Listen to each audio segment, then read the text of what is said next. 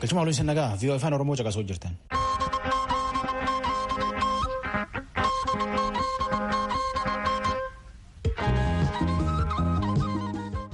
VOA Afaan Oromoo wixataa jimaata galgal sa'aatii 2 akka sa'aatii 3 meetira baandii 22 25 fi Naayil Saatirraa immoo VOA 24 irraa caqasuu jirtan.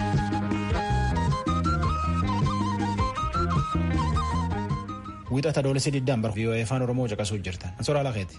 Ijjecha Hacaaluu Hundeessaatiin duubatti holota Aforroo Guduruu keessatti nama hedduutti hidhame. Muummeen ministeera Itoophiyaa Abiyyi Ahmed Eertiraatti imaltuu dhaqeetiin gale. Waajjirri mirga nama tokkummaa mootummoota waan waraanii maali nagaa eeguuf biyyi sunitti ergan uummata hiriira baay'ee tolche akka qoratan gaafate. Afrikaan kibbaa daarii isii koronaaf jettee cufatte taan yaayyuu banatte warri Moozaambiik ka warqii albuuti dhibii barbaadachuu yookaan hojii barbaadachitti dhimbiibamuu jira. Tattaan gulaan itti tachaan tujubeetti oduu nutti.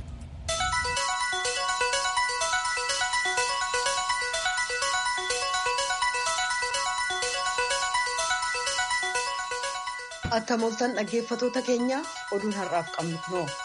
Dhaabii mirga namaaf falmu Amnesty International mootummaan Itoophiyaa namoonni siyaasaaf gaazexeessonni akkasumas namoota hiriira mormii waxabajjii 29 booda hidhaman eessa akka jiran battala akka beeksisu ibsa baaseen gaafatee jira.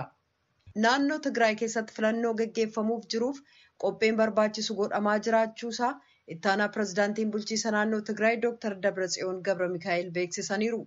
Dr. Dabratsiyoon haala yeroo ilaalchisee sabaa himaa naannoof ibsa kennanii jiran. Akkuma kanaan seera filannoo baasu, boordii filannoo hundeessuu akkasumas hoogganoonni koomishinichaa muudamuu isaanii beeksisaniiru. Hoogganoota koomishinichaa filachuuf uummati bal'inaan irratti hirmaateera ka jedhan Dr. Dabratsiyoon bifa milkaa'in akka geggeeffamu gargaara jedhan jechuudhaan Mulugeetaa Asbahaa Maqaleerraa gabaaseera. Muummichi ministeeraa Itoophiyaa Dr. Abiyyi Ahmed guyyoota lamaaf Eertiraa erga daawwatanii booda kaleessa Finfinneetti deebi'an. Akka gabaasa sabaa himaa biyya keessaatti muummichi ministeerichaaf jilli isaanii pirezidaantii Eertiraa Isaayyaas Afeworqii waliin marii geggeessaniiru. Marii sanbata darbe geggeessaniin pirezidaantii Isaayyaas Afeworqiif muummichi ministeeraa Abiyyi Ahmed fooyya'ina argameef danqaa waggoottan lamaan darban murtii nagaa seena qabeessaaf michummaa biyyoota lamaanii gidduutti irra ga'ame ilaalchisuudhaan bara 2018 mallatteeffame danqaa mudate xiinxalanii jiru jechuudhaan ministeerri odeeffannoo Eertiraa Yemaana Gabra Masqal Tiwiitarii irratti maxxansaniiru. Muummichi ministeeraa Dr. Abiyyi Ahmediif jilli isaanii piroojeektiiwwan misooma qonnaa kan naannoo Gaash Baarkaa jiru daawwataniiru. Innaa daawwannaa kanaa jila isaan waliin gamasitti imale pirezidaantii Isaayyaasiif aangawoonni mootummaa gameeyyiin argamaniiru. Yemaaneen Tiwiitarii irratti ergaa maxxansaniin jilli kun miseensonni tajaajila biyyoolessaa marsaa 33ffaa eebbifamuuf qophee isaan gochaa jiran daawwatee jira jedhan. Miseensonni hawaasa Itoophiyaa kanneen Los Angeles keessaa kaleessa ajjeechaa aartistaa Hacaaluu booda hokkara ka'ee lubbuu namaa bade jedhaniif sagantaa dungoo qabsiisuu geggeessan. Qindeessitoonni akka jedhanitti magaalaalee Oromiyaa keessatti ajjeechaa gosa irratti hundaa'e balaaleffanna jedhanii mootummaan kanneen yakka raawwatan murtiitti dhiyeessee kanneen qabeenyaan dura manca'ee firpha akka baasu gaafatan jechuudhaan Daani'el Argaa'u Los Angeles irraa gabaasee jira. Hawwaannisi gammoojjii weerara marsaa lammataaf Keeniyaa kaaba gama dhiyaarraa gama Itoophiyaa gama kaabaa bakka hawwaannisni kun horee biyyattii gama dhiyaatti faca'uu malu jedhutti deemaa akka jiru ta'uu jaarmiyaan qonnaa addunyaa ibsa torban darbe baaseen beeksisee jira. Weerara duruu jirutti inni ammaa kun dabalamee weerara Itoophiyaa keessaa hammeessuu mala jedhameera. Ammaaf sadarkaa yaaddessaarraa ga'uu baatus battala hin to'atamu taanaan weerara hawwaannisaa kun miidhaa dhaqqabsiisuu mala jedhamee jira. Waajjirri mirga namaa kan tokkummaa mootummootaa humnootiin farra shororkeessummaa maalii hiriirtota mormii farra mootummaa irratti humna ammaa ba'aa gargaaramee du'uu siiviilota hedduuf sababaa ta'e akka qoratamu gaafatee jira. Gabaasaa Liisaa Shilaayin Jeneevaarraa ergiteef sora. Mansuuma waraan tokkummaa mootummoota biyyi waraanee oolmaaf bultee da'u maalii eeguuf jedhee achitti erge. Dameen isaa forsaata jarbii nagaa dhowwuu eegaa jedhanii achitti ergan. Waraanni kun ammoo dhiyootan sun lakkiseetiin maaliitti warri hiriira bahe 14 fixeetiin 154 ammoo madees jedhanii himatan. Akka dhaabbileen mirga namaa jedhanitti waraanni kun hojii sila baheef nagaa lafaa eegu lakkisetti warra mootummaa himachuuf hiriira bahe fixuun oolu. Waraanni kun warra waan mootummaanis tolche himachuuf guyyaa 10 duratti hiriira bahe humna gati dabarseetiin hedduu keessa miidhallee keessa qorachuu jedhanii gallakkisan malee hiriir sun irratti nama 200 ol qaqqaban. Pirezidaantiin Maalii Bobakar Keita mootummaan isaa jeequmsa kana inum qorataa jedhee waada gale. In qorataa jechuun isa sun ammoo odeemtu koomishineerii mirga namaa tokkummaa mootummoota Liz Torseef gammachuu guddoo. It's essential that all alleged human rights violations and acts of violence. Wanni nami miidhamee jedheetiin himate. Jeequmsaaf wanni hiriir nama baase. Ammumaan tana jabeessanii qulqulleessanii dhugumaan qorachuu malan. Abbaa balleessa qabulleen balleessa qabdaa jedhanii itti muruu malan. Minsuumaan dhaabii tokkummaa mootummootalleen waan waraanii isa namtolchee jedhan kana warra hiriir baay'ee waliin qorachuu jira. Akka jecha oduu himtuu tanaatti warri hiriir baay'ee hagi guddaani nagumaan hiriir baay'ee. Taatullee hagi tokko qabeenya abbaa qabu caccabsee kaballeessellee num jira. Maalitti gan 8 duratti bar waraanii milishaa islaamummaa lola keessi jabeeffatsuun itti namkum hedduu dhumate. Keessattuyyuu maalii gama jidduu mobtii laf jedhanitti laf jarii humnitti jabeeffatsuun itti gochee lamalleen akka malee wala dhabaati. Bambaraa fi Dongon. Tokkummaan mootummoota akka mootummaaf paartileen mormituulleen harum qajeelaanii afaan qajeeloo walitti dubbatanii rakkoo biyyi isaanii dhugumaan falatan gaafate. Kan dhaggeeffataa jirtan raadiyoo sagalee Ameerikaa sagantaa afaan Oromooti. Hoogganoonni paartii Dimookiraatotaa Yuunaayitid Isteetsi kanneen kutaa Joorjaa keessaa kaadhimamaa kadu'aan boqotan miseensa mana maree Joon Luwiisiin bakka bu'ee filannoo sadaasaaf nama dorgomu filachuuf wal ga'anii jiran. Dubbiimtuun paartichaa akka jedhanitti dorgommii kanaaf namoota 131tu iyyate. Koreen filannoos namoota xumura irratti dorgoman 3-5 calalee kan dhiyeessu yoo ta'u, miseensonni koree paartichaa beekamoon 44 nama kaadhimamaa ta'u filachuuf jiru. Namni injifate Riippaabilikaanii kataan Enjelaa Staantan King waliin dorgoma. Luwis marsaa 17f miseensummaa mana mareen kan tajaajilan yoo ta'u, bara 2016 mormituu isaanii garee Riippaabilikaanotaan wal dorgomanii sagalee 180 argachuun injifatan. Qabsaa'aa mirga namaa beekamaa kan lammiiwwan Ameerikaa hidda dhalata Afrikaa Luwis dhibee kaansarii irra jiijiitiin yeroo dheeraaf dhukkubsataa erga turanii booda jimaata darbe umurii isaanii waggaa 80tti du'aan boqotan. Qabsoo mirga namaa jabanaa kan Ameerikaa bara 1950mootaaf 60mootaa keessatti innaa hirmaatan umuriin isaanii waggaa 23 kan ture yoo ta'u, hoogganaa qabsoo mirga namaa Dr. Maartin Luuter King waliin illee walitti siqeenyaan hojjetaa turan. Hospitaalonni 5 kanneen kutaa Filooriidaa keessaa lakkoofsa namoota vaayirasii koronaan qabamanii waan heddummaateef sireen kutaa namoonni akkaan dhibaman irra ciisan kan hin jirre ta'uu ibsamee jira. Kutaan Filooriidaa akka gabaasetti dilbata kaleessaa namoonni 12,000 haaraa vaayirasichaan yoo qabaman, kunis guyyoota 5 walitti aanuuf namoonni 10,000 ol COVID-19 qabamuun gabaasameera. Naannoon Maayaamii kan akkaan dhahame yoo ta'u, hospitaalota 45 keessaa kan akkaan muddama jala jiran konyaa Maayaamii Deed keessa jiru. Bulchaan magaalaa Maayaamii Firaansis Suwaarees wixata har'aa qabee namoota utuu maaskii hin kaayyatin alatti argaman irra adaba cimaa kan ka'an yoo ta'u, balleessaa jalqabaaf $50 yoo adaban, yoo irra deddeebi'an garuu hanga $500tti kan adabaman ta'uun beekamee jira. Gama biraan bulchaan magaalaa Los Angeles Eric Garcetti manaa akka hin baane irra deebi'anii ajaja dabarsuuf qarqararra kan jiran ta'uu kaleessa beeksisaniiru. Garcettiin bulchiinsi Trump dhukkuba kanatti duuluuf hanqina hooggana biyyoolessaa qaba jechuun balaaleffatan.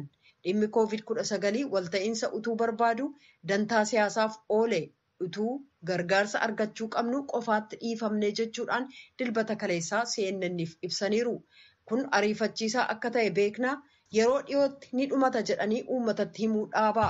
Yoo akka biyyaatti hooggana biyyoolessaa jalatti walitti hin dhufnu ta'e namoota itti dabalaa du'an arguuf jirra jedhaniiru. Yuunaayitid Isteetsi dilbata kaleessaa qofaa namoonni 500 ol duraa kan du'an yoo ta'u, vaayirasii koronaan kanneen qabaman namoonni 63,000 immoo galmeeffamaniiru. Awurooppaa keessaa namoonni miliyoona 3 ol ta'an COVID-19 yoo qabaman, kanneen 200,000 ol ta'an immoo du'aniiru. Hoogganoonni gamtaa Awurooppaa biyyoota miseensota ta'an kanneen weerara vaayirasii koronaan miidhaman deeggaruuf jecha bajata $2 tiriliyoona raggaasisuu irratti walga'ii guyyoota 3f geggeessaa turan irraa wixata har'aa ganama boqonnaa fudhatanii jiru. Mariin duraan hamma sanbataa qofaatti geggeeffama jedhamee ture wixata har'aa waaree boodas itti fufa. Muummichi ministeeraa Neezerlaandis Maark Rutte akka jedhanitti fooyya'inni argamuusaa ennaa ibsan, chaansilariin Oostiriyaa Sebaastiyaan Kurz immoo mariin geggeeffame cimaa ta'us bayii har'a argametti hedduu gammannee jirraa jedhan. Mariin guyyoota xiqqoo darban geggeeffame biyyoonni Awurooppaa dureessota ta'an 5 Oostiriyaa, Deenmaark, Fiinlaand, Neezerlaandisii fi Swiidin faallaa biyyoota gama kibbaa weerara vaayirasii koronaan akkaan dhahamanii waan dhaabataniif jecha cimaa ture. Jarmanii fi Faransaay garuu biyyoota gama kibbaa deeggaranii jiran. Kanneen gama kaabaa akka qaama waliigaltee sanaatti baasiin jiru to'atamuu qaba yoo jedhan, biyyoonni kan akka Xaaliyaanii fi Ispeen immoo haalli kun akka laaffatu barbaadu. Biyyoonni gamtaa Awurooppaa namoonni 135,000 sababaa COVID-19 kan duraa du'an yoo ta'u, kanneen keessaa hedduun Xaaliyaanii, Faransaayii fi Ispeen irraati. Weerara vaayirasii kanaa dhaabsisuuf mootummoonni hedduun uggura sochii kaa'uun dinagdee gamtaa Awurooppaa yoo miidhu, hayyoonni dinagdee akka tilmaamanitti waggaa kana dinagdeen Awurooppaa dhibbarraa harka 8.3 gabbu'uuf deema jedhaniiru. Oduun ammaaf qabnu kanuma.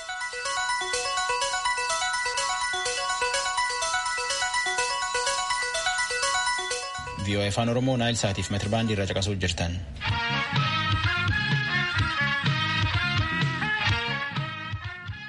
Akka dhaabii warra jireenya goomitta qabu barbaade haa to'atu. IOM jedhetti Afrikaan kibbaa seera koronaan to'achuuf biyyisiitti nama seenuu dhoowwatanii ammiyaayyuu lakkifte. Warri Moozaambiik biyyisuun dhufeetiin albuuda akka barbaadachuu fi akka malee itti yaa'utti jira. Liizaa Shilaainitti oduutannuu erga jaalanne nutti. Daangaan Afrikaa kibbaaf Moozaambiik gidduu baatii bitootessa darbee cufame. Kun immoo maatii namoota albuudaa qotuun jiraatanii 28,000tti tilmaamaniif rakkoo dinagdeetti uumee jira. Akka duraanii gara Afrikaa kibbaatti daangaa ce'anii hojjechuudhaan waan argataniin maatii ofii deeggaruu hin dandeenye. Jaarmiyaan godaantota addunyaa yookaan IOM'f dubbii himaa akka ta'an Paul Dillon VOA'f akka ibsanitti waliigaltee biyyoonni lameen irra gahan namoonni vaayirasii koronaa qabaachuu isaanii ilaalamanii hin qabamin jiran hojii isaanii Afrikaa kibbaa keessatti itti fufuu danda'u ka jedhe ture jedhanii. The screening is conducted by the hiring agency and when they're screened as vaayirasichaan qabamuu isaanii kan qorachuu qabu dhaabbata isaan hojjechiisudha. Yoo vaayirasii koronaa hin qaban ta'e gara Afrikaa kibbaatti fudhatamanii dhaabbati isaan hojjechiisu guyyaa 14f adda baasee isaan kaa'aa jedhan. Diloon itti fufuudhaanis gareen inni jalqabaa kan namoota albuudaa qotan 500 of keessaa qabu waaltaa IOM kan naannoo daangaa biyyootii lamaan irra jiru keessatti qorannaan irratti gaggeeffamee deemsa kana keessa darbanii jiru jedhan. Waaltaan kun duraan kan baname namoota dhukkuba sombaan qabaman qoratanii wal'aanuuf ture. Dhukkubi kun immoo namoota albuudaa baasan akkaan miidhuudhaan beekama.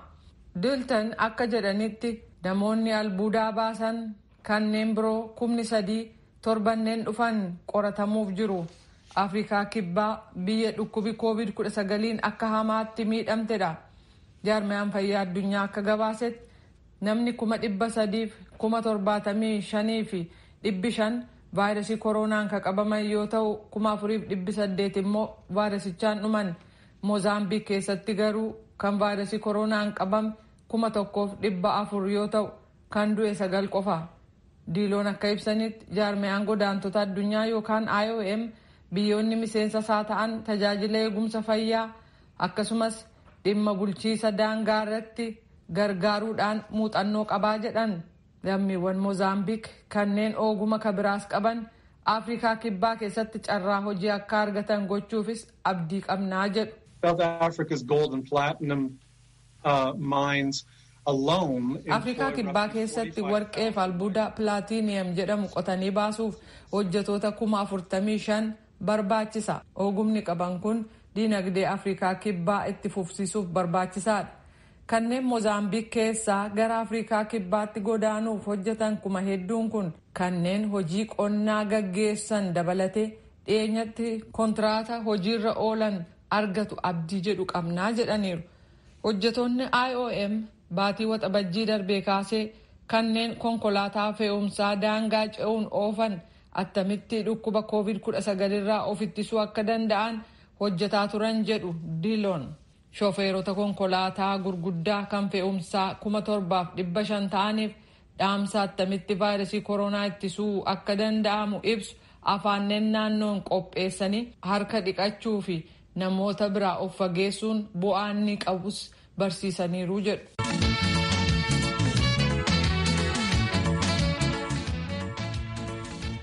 Eegee Hacaaluu Hundeessaa ajjeesanii asitti akka maatiif paartileen mormituu jedhanitti holotaaf horroo guduruu keessatti nama 100 caalidhaan bulchiinsi ammoo warra wanjala hojjaatidhaanii jedha. Naakor Malkaatti namni dubbise.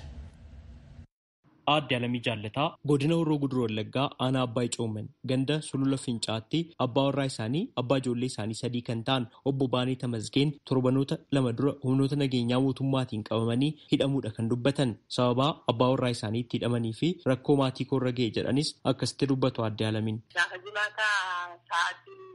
Adiirratti akkan jecha humna adda waraanaatiin mana dhufanii rukutan isaa kan itti ta'uu poolisiidha kuttubanii naan jedhan obbo Baaneedhaan barbaannaa jedhan inni gaafa itti gadi ba'uu si barbaannee irraa harkatti ol kaasuudhanii harkasaa ol kaasuu takkasannuma fudhatanii tokkaniidha. Yeroo ganamaa poolis dhaabaa irratti poolisii barbaadii Oromoo akka seenaa waan hundee dantaadha erga Oromoo taatanii yeroodhaan yookaan gana horii yeroodhaan baafutanii fudhatanii reessaan ajjeesaan ajjan jedheen boru barbaachisaa dhufaan jedhe. Hiriira tutubaasaa shanii qallabdaa jedhanii durumayyuu isaa wanta jechaa turaniiru. Hiriiricha irratti marroo fi bilbila bilbiltee uummata faana walii quunnamsiistee jedhaniitu kan isaan qaban. Dhuguma immoo gocha kana godhaniiru abbaa warraa keessan. Inni guyyichuma kana manichuma iyyuu hin baane saditti baa ture dhukkubitti ta'ee tusiisaa ture. Mana murtiitti dhiyaatanii jiru abbaa warraa keessan. Dhiyaanne amma kunoo isa jimaa ta'een gaddaa ammoo fudhatanii.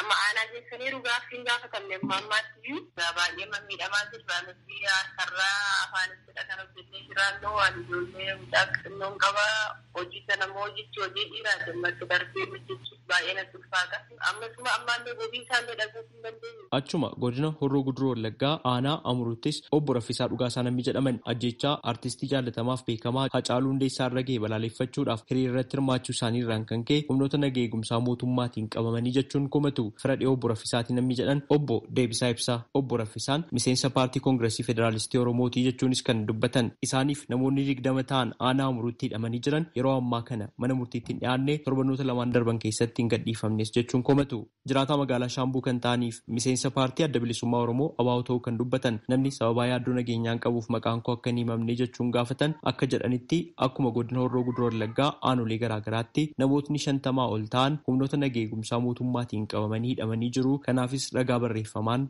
akkasumas maqaa isaanii of harkaa qabaa jedhanii jiru. Mootummaan godina Horroo Guduruu Wallaggaa magaalota garaagaraa keessatti haala hin uumamne kanaan namoota hidhuunis sirrii miti jechuun komatu. Itti gaafatamaan waajjira bulchiinsaaf nageenyaa godina Horroo Guduruu Wallaggaa obbo Addisuu Fayisaa dhimma kana irratti yommuu deebii kennan akkas jedhan. Waan amma dhiyoo kana ta'e naannoo keenyatti wanti uumame hin jiru, balaan ga'ee hin jiru, qabeenyi badee namni sababa kana qabame jedhamee badii kana balleesse jedhamee ammatti nama ga'ee hin jiru. Aanaan qabeera ta'e jiru. Aanaan sababatti qabee dhimmatti qabee qulqulleessee seeraan balleesse. Gudruufaattii jedhu nama jabeessaa taakka lafaa jedhu hojjetaa mootummaa gabbisaa jabeessaa nama jedhamu qotee bulaadhaa jedhanii abaaboo guduruu aanaa jedhamu keessatti Jimmaa Gannatii keessattis akkasuma tajaajila akka taakkala gabayyoofaa jedhamantu qabamee jechuun kan isaan nutti himanii. Namni kamuu seeraa olimti seeraa gadi waan ta'eef bakka badii balleessetti sababa hojjetaa mootummaa ta'eef sababa hooggansa ta'eef sababa tajaajilaa ta'eef wanti hin qabamneef hin jiru. Haa ta'u garuu qabamanii yoo ta'e garuu dhimmi isaanii seeraan qulqullaa'aa qorataan achuma jira abbaan seeraa achuma jira waan ta'eef yeroo isaa eegee tartiiba isaa eegee deebii argata. Garuu naannoo Jimmaa Gannatiitti namni boombii waajjira poolisiitti darbuuf qabatee dhufe qabamee jira. Naannoo sanatti nama nagaa irratti balaa geessisu kana wajjin wal hidhata yoo ta'e qaamni qoratu qoratee deebii itti laata. Haaluma wal fakkaatu godina addaa naannoo Finfinnee aanaa Olmaraa magaalaa Hoolataa keessattis namootni 50 ol ta'an humnoota nagaa eegumsaa mootummaatiin erga qabamanii hidhamanii torbanootni 2 darbaniiru jedhan. Torbanoota 2 dura hiriira balaaleffannaa ajjeechaa weellisaa afaan Oromoo Hacaaluu Hundeessaa irratti raawwatame balaaleffachuuf ba'ame karaa nagaatiin kan jalqabamee xumuramee rakkoon nageenyaallee turre jechuun kaasu. Miseensota koree paartii Koongireesii Federaalistii Oromoo KFO keessaa tokko kan ta'anii fi sababaa yaaddoo nageenyaa qabuuf maqaan koo akka hin caqafamne jechuun gaafatan. Warra hamboo warra gindabarati hamboo jaartuu walfaana warra karaa muukerii meeshaadhaa dhufu jiru miti. Hamma kanaaf immoo karaa nakeen cufanii makiinaa dabarsaa footoo isaanii guddisanii shaamaa qabsiisanii bitaan mirgaan dhaabatee bo'o. Namni qabeenya mootummaa qabeenya dhuunfaa tokko akka jedhee gurin jiru. Anuma kanaan dura ijoollee amma warshaa keessatti gaaffii mirgaa gaafatu gaaffii mirgaa uummanni Oromoo kaasu hin jiru. Isa kanatti wal qabatee isa uummanni Oromoo wallagga lixaa fi guddinatti cimaa jiru wal qabatee hojii dhabeesseetti wal qabatee dhukkuba koovidii kana wajjin wal qabatee rakkoo adda addaa yeroo adda addaa tuulamee jiru kun jira. Isa kana wajjin wal qabatee ijoolleen gaaffii mirgaa gaafatu. Isuma kana jibbanii maneedhaatti buunu malee wanni raawwatamu jibbuutti barbaadu. Barsiisaa Biraanuu Warquus obboleessi isaanii Tsaggaayee Warquu jedhamu sababaa ittiin hidhame jedhan akkasitti ibsanii jiru. Gaafa Hacaaluun du'u konkolaatuma warshaa Simmintoo Habashaatti kan inni konkolaachisu. Gaafa sana ijoolleen naannoo qeerroon naannoodhaa fuudhitii nu baasuu jennaan konkolaataa sana warrunti warshaa eeyyamanii inni fuudhetoo deema ijoollee Finfinnee. Dhufee raawwateetu konkolaatatti oddoo warshaa galcheetu dhaabe. Sana booddee deega torban tokko taa'ee raawwatee booddee konkolaataa kan fuudhetoo deeme ijoollee fidhaa. Jecha ijoolleen konkolaataa ittiin fuuterraa ijoolleen sirbaa turtee dhaadannoo garaagaraa dhageessisaa turteedhaniitu konkolaataa bakka inni oofaa jirutti poolisoota afuriin meeshaadhaanii konkolaataa fuudhisuu waajjira poolisii deemee achitti si barbaannedhanii himannaa isaa akkan argetti ijoollee hin beekamnee fi ammaaf to'annaa jala noonde faana daandii cufteedha kan jedhu. Komiidhaa magaalaa Hoolotaa fi aanaa Olmaraatti ka'u kan ilaalchisee qaamota nageenyaa itti gaafatamtoota waajjira poolisii fi geggeessitoota aanaa Olmaraa fi magaalaa Hoolotaa irraa mirkaneeffachuuf tattaaffiin goone hin milkoofne. Haa ta'u malee hoogganaan biiroo dhimmoota kominikeeshinii mootummaa naannoo Oromiyaa obbo Geetaachoo Baalchaa deebii kennaniin akkas jedhanii jiru. Artistii qaalii keenya Hacaaluu Hundeessaa hordofsiisee naannoo Oromiyaa keessatti bakkee garaagaraatti walitti bu'iinsii fi jeequmsi uumamee ture. Jeequmsa sanaan lubbuu namaa fi qabeenya irraa miidhaan gurguddaan ga'eetii kan ture. Kanaa waliin wal qabatu gabaasa wanti lakkoofsaan dabalu jiraachuu danda'a. Gara nama 7,126 ta'an to'annaa seeraa jala oolanii haalli inni ittiin itti qulqulleeffamaa jiru jira. Amma naannoon Oromiyaa guutummaa guutuutti nagaadha jechuun hin danda'amu. Namni gadda qabuu fi quuqama qabu ibseeti kan gara mana isaatti deebi'ee warri garuu gadda sanaa fi quuqama sanatti fayyadamanii jeequmsa biraatti dheessisanii saamichaaf haala mijeessaa turanii ajjechaa lubbuuf haala mijeessaa turanii Oromiyaa keessatti bakkee inni taateen kun ta'e kamitti shakkii akka wajjiniin yookaan immoo taatee sanaa wajjin wal qabatus bakka jirutti haalli tarkaanfiin fudhatamuu fi deemamee fi nageenya mirkaneessuuf hojjetamaa ture jira. Magaalaan gara lixaatti taateen akkasitti bakkeetti mul'ate hadibamu malee bakkee garaagaraatti namoonni sanaaf haala mijeessuudhaaf tumsa garaagaraa gochaa turan bakka mallattoon akkasii mul'achaa turetti olaantummaa seeraa mirkaneessuuf tarkaanfiin fudhatamu jiraachuu danda'a kan jedhu nan tilmaama. Garuu yeroo wanni akkasii uumamuu kana keessa humnoonni uummata keenya gidduutti garaagartummaan akka babal'atu akka walitti bu'iinsi babal'atu haala mijeessuudhaan qooda fudhatan jiraachuu malu. Namoonni dhimma dhuunfaa walirraa qabanis haaloo walirraa qabanis waltajjii yeroo wanti akkasii uumamu haaloo walitti bahuudhaaf deemuun waan jiruuf caasni nageenyaa karaa of eeggannoo qabuun amma danda'ametti ragaa walitti qabatee ragaa sana irratti hundaa'e akka olaantummaa seeraa yeroo jennu warra qabamaniifis olaantummaan seeraa jiraachuu qaba. Warra nagaa barbaadaniifis olaantummaan seeraa jiraachuu sirra. Raadiyoo Sagalee Ameerikaaf Naakoor Malkaa Amboorraa. Vaayirasii koronaa kanaaf jenneetiin hojjettooti VOA Afaan Oromooleen manneen keenya Waashingtan DC, Virgiiniyaa fi Meerilaandii oduu tan isanitti himuu jirru.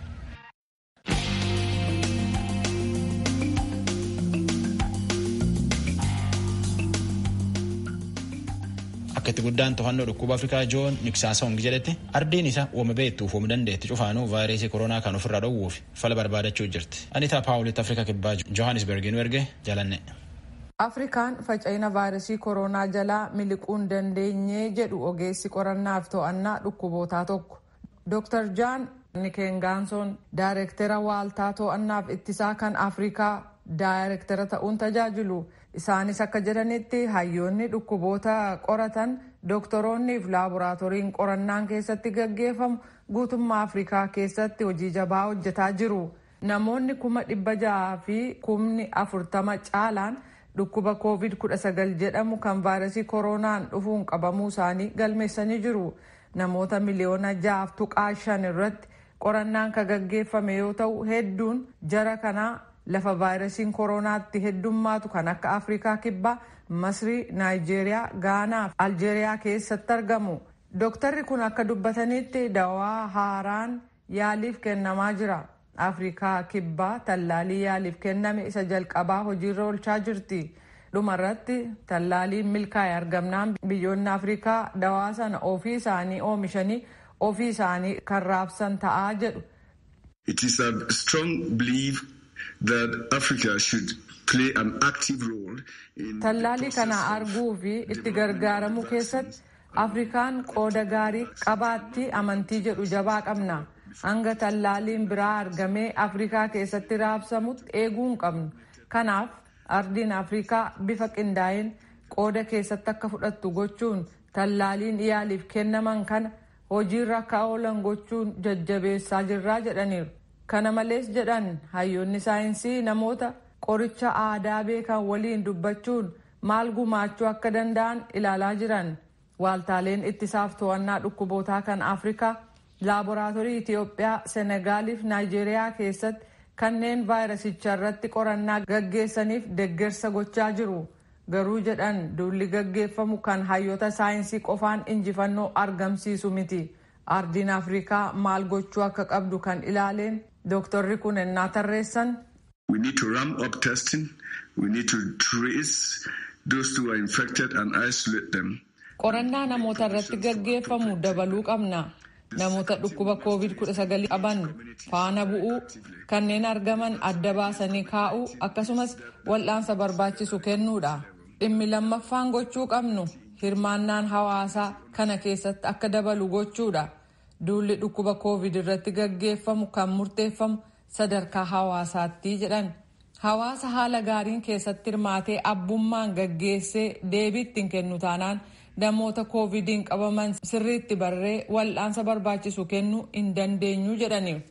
Dhumarratti biyyoonni Afrikaa keessaa hundumtuu imaammata addunyaa maaskii kaa'achuu yookaan funyaaniif afaan haguuggachuu isa jedhu hojiirra akka oolchaniif gaafanna ka jedhan Dr. Nikangason yeroo manaa baanu bakka namni hedduun jirutti hundi keenya maaskii kaa'achuun dirqama imaammataan lafa kaa'amee jedhaniiru. Dooktarri kuniif aangoonni Afrikaa kibbaa qorannaan dhukkuba COVID-19 qabamuu baruudhaaf gaggeeffamu fooyya'aa akka jiru ibsanii kunis lakkoofsa namoota ilaalamanii dabaluu fi ariitiin ittiin gaggeeffamuuf ba'iinsaas ibsamu fooyya'uusaa dubbataniiru. Torban darbe Afrikaa keessatti lakkoofsi namoota vaayirasii koronaan haaraa qabamanii giddu galeessaan guyyaatti 17,000 ture jedhu.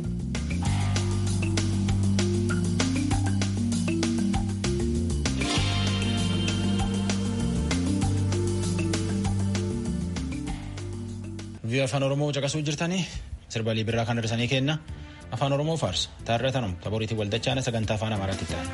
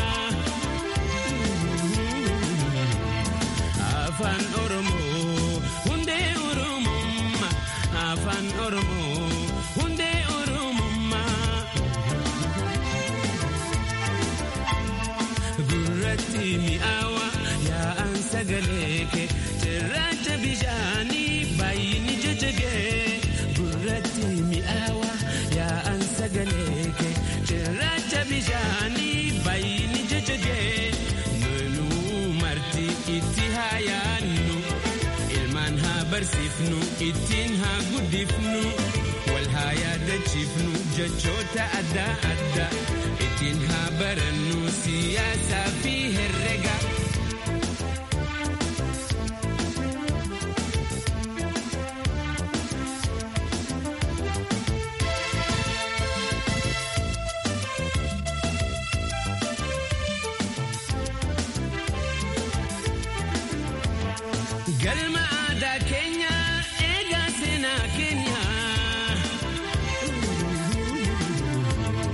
Kalleetu